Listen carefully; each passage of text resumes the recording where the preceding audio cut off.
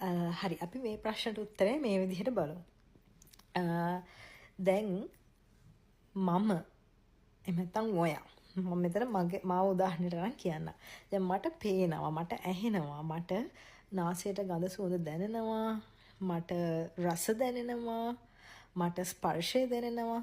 මෙන්න මේ විදිහට මට අරමුණු වෙනවා මගේ මනසට. මේ විදිහට මට ආයතන 6කින් දත්ත එනවා. මෙන්න මේ එන දත්ත එකතු කරගෙන මම හිතාගෙන ඉන්නවා මම කියලා කෙනෙක් ඉන්නවා කියලා. මේ දත්ත 6 නැත්තම් මම කියලා කෙනෙක් ඉන්නවද? කොහෙද ඉන්නේ? කොතනද ඉන්නේ? ලෝකය කියලා දෙයක් තියනවද? කොහෙද තියෙන්නේ? කොතනද තියෙන්නේ? මේක ලොකු ප්‍රශ්නයක්. ඒක හොඳට කල්පනා කරලා බලන්න ඕන දෙයක්. මේක මේ මම කියන දෙයක් නෙමෙයි.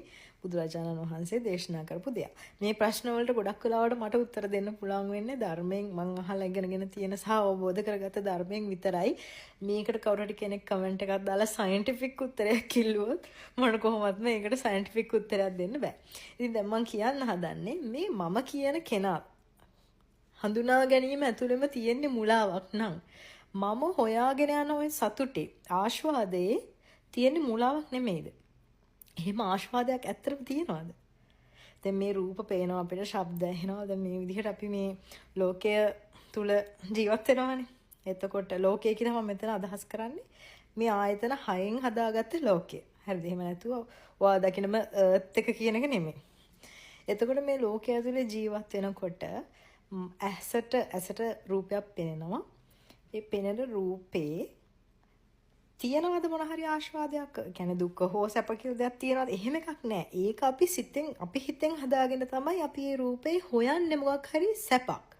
අන්න ඒ විදිහට මේ රූප, ශබ්ද, ගන්ධ, රස, ස්පර්ශ, ධම්ම කියන අරමුණු 6 පස්සේ අපි සැප හොයාගෙන සතුට හොයාගෙන දුවනවා.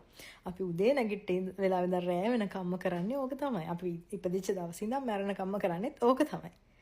අන්න එතකොට මේ ප්‍රශ්නෙට උත්තරේ එතන තියෙනවා. එතකොට මෙහිම ඇත්ත සතුට. දැන් මගෙන් අහලා තියෙන ප්‍රශ්නේ ඇත්ත සතුට කොහෙද තියෙන්නේ? එහෙම ඇත්ත සතුට කියලා දෙයක් නැහැ. ඒක තමයි මේ ප්‍රශ්නෙට තියෙන උත්තරේ. එහෙම සතුට කියලා දෙයක් නැහැ. අපි සතුට කියලා දෙයක් හොයනවා. ආස්වාදය හොයනවා. අන්න ඒක සොයාගෙන යාමේ ප්‍රතිඵලයක් විදිහට අපි ආයේ ඉපදෙමින් මේක ඇතුලේ මේ විදිහට එක සෙල්ලම් දානවා.